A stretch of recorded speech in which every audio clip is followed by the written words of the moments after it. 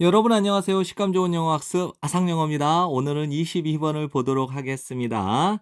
실제적으로 사실상 가치 있는 어떤 것은 요구합니다. 대절 전체를 우리가 위험을 무릅써야 된다는 것. 어떤 위험이냐? 실패의 위험 혹은 거절당하는 위험을 우리가 무릅써야 된다는 것을 요구합니다. 이것은 값입니다. 대가입니다. 우리 모두가 지불해야만 하는 대가. 무엇을 위해? 성취하기 위해. 무엇을 성취하냐면 더 큰 보상을. 그다음에 우리 앞에 놓여 있는 더 큰 보상을 성취하기 위해 우리 모두가 지불을 해야만 하는 대가입니다. 됐나요? 위험을 감수하는 것은 의미합니다. 대절 전체를 여러분이 성공할 거라는 것 언젠가는. 하지만 절대로 위험을 감수하지 않는 것은 의미합니다. 대절 전체를 여러분이 절대로 성공하지 못할 거라는 것입니다. 삶은 가득 차 있어요. 많은 위험과 도전으로.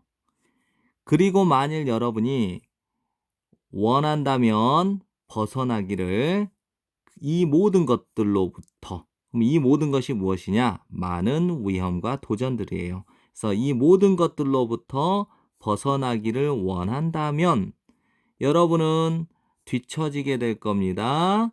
인생의 경주에서.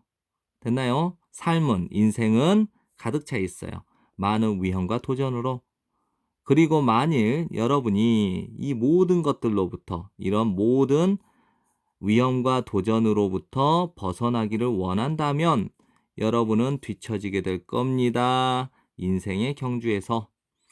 어떤 사람이 있죠. 이 사람이 누구냐? 절대로 위험을 감수하지 않는 사람은 어떤 것도 배울 수가 없습니다.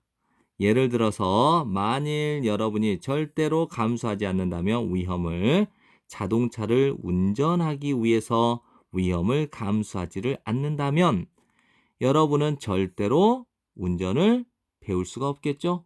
여기서 이제 조심하셔야 될 거는 learn은 to 부정사를 목적으로 취하니까 to 부정사만 나오는 거예요. 만일 여러분이 절대로 위험을 감수하지 않는다면 거절당하는 위험을 감수하지 않게 되면 여러분은 절대로 갖지 못하겠죠? 친구를 혹은 파트너를. 됐죠?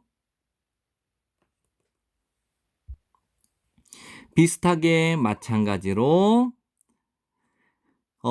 전치사 뒤에 동명사가 나왔는데 동명사의 부정은 not을 쓰니까 감수하지 않는다 위험을 참석하는 인터뷰에 참석하는 위험을 감수하지 않으므로 여러분은 직업을 얻지 못할 겁니다. 이거죠. 다시 한번요.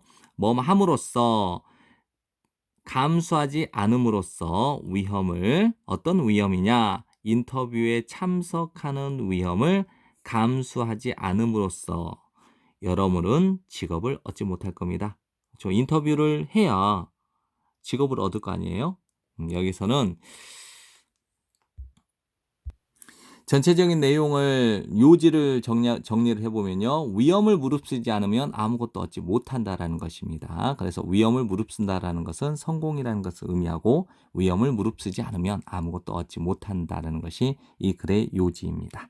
예, 여러분들 열심히 공부하시고 좋은 성적 받길 바랍니다.